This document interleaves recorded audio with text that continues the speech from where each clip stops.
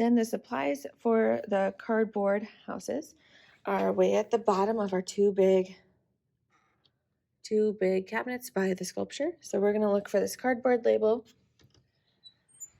Inside you'll find the cardboard. You'll also find the little house templates if you would like to use that. In the next cabinet over, there is some thinner folders that you can also use as cardboard. So you'll just cut these up kind of like how we would use cardboard. When you're making stuff out of cardboard, please throw away any pieces that are smaller than your hand, or if you don't think people will really use it because maybe it's kind of a weird like cutout piece, throw it away just so there's not a whole bunch of scraps in this tub. So make sure you throw away any piece smaller than your hand. The first thing about the cardboard house is we have to have it be smaller. So I do not want it bigger than this box. If you can fit it in this box, that's a decent size. Otherwise, it has to be small. I don't want things bigger than this box.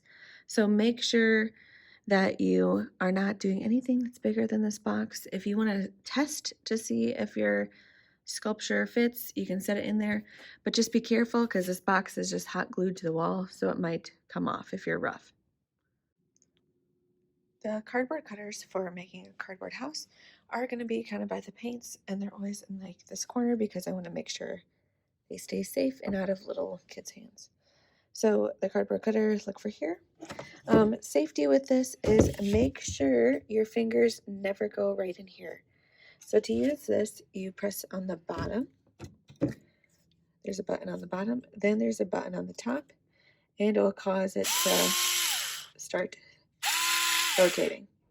The cardboard goes right through here and it will start cutting, but make sure your fingers are clear of that because it will cut your finger.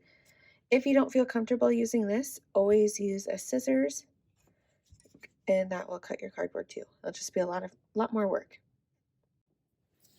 If you're using the templates when you're making your cardboard house, you are first going to need 3 pieces: the front and back piece, the side piece, and the roof. So there's a label on them. This one is front and back, roof, and then you need a side piece. The next thing you'll do, you will trace it onto your cardboard. When you're tracing it onto your cardboard, you are going to need 2 of each. If we line it up on the bottom of the cardboard and on the side, we're going to do less cutting. So it's a little bit smarter to do it this way. And you will trace each of the pieces twice. So I need 2 front and back pieces, 2 roof pieces, and 2 side pieces.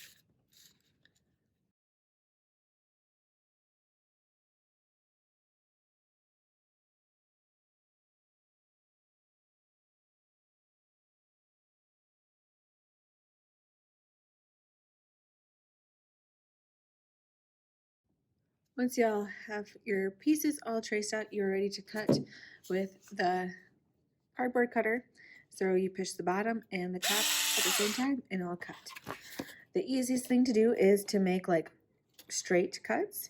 So when I like to cut just my piece all the way straight, and then I will go at an angle to cut here and here, and it's a little easier. So watch how I like to cut.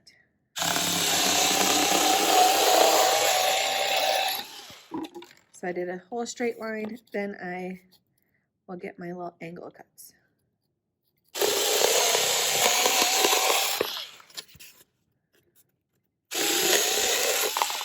Alright, so you will cut out each of your pieces with either the scissors or the cardboard cutter, and then you're ready to glue.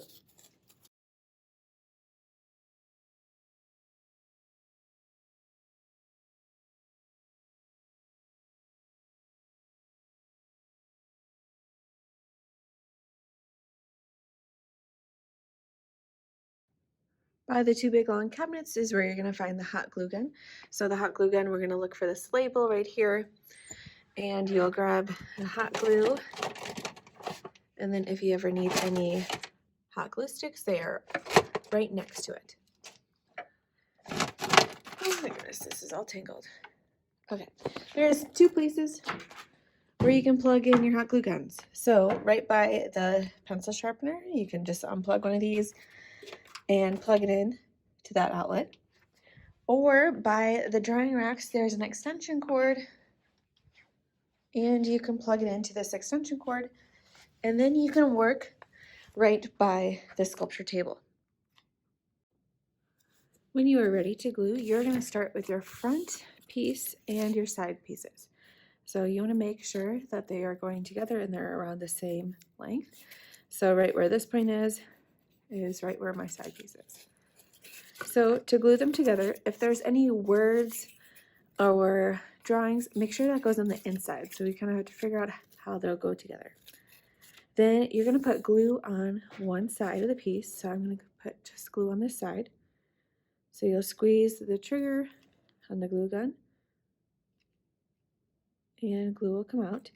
You don't need that much glue. So a tiny little bit of glue. Then you're just going to stick it together where they meet. Okay, you might have to hold it there to let it dry for a little bit. We're going to try and keep our fingers away from the hot glue because it's super hot. We don't want you to burn yourself. Then you're going to put on the other side piece onto this side. So we're going to put some hot glue on this side.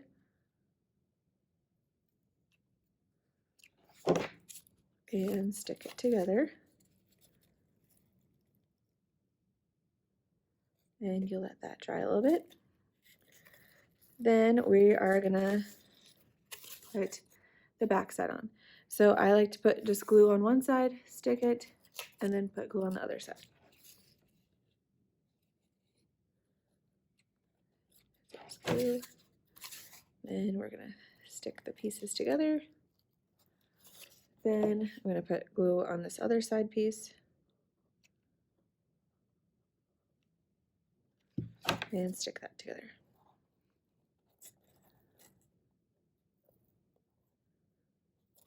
All right. Then we are ready for our roof. So our roof comes in two pieces. We have this little point at the top. Your roof, you're going to line it up on the point. So make sure you don't put it like this. This will look really silly. Line it up on the point, and then the other one will go on the other side. So the way I like to do it is I like to put just glue on both sides. And we're not using too much. Then you take your piece and carefully press it on so it's right by that point. Okay, then you're going to put glue on the other side. We're not using too much because we don't want to burn ourselves. And you're going to stick the other side on. And that is how you glue it together. Now you can add more details to your piece with more cardboard, or you're ready to start painting.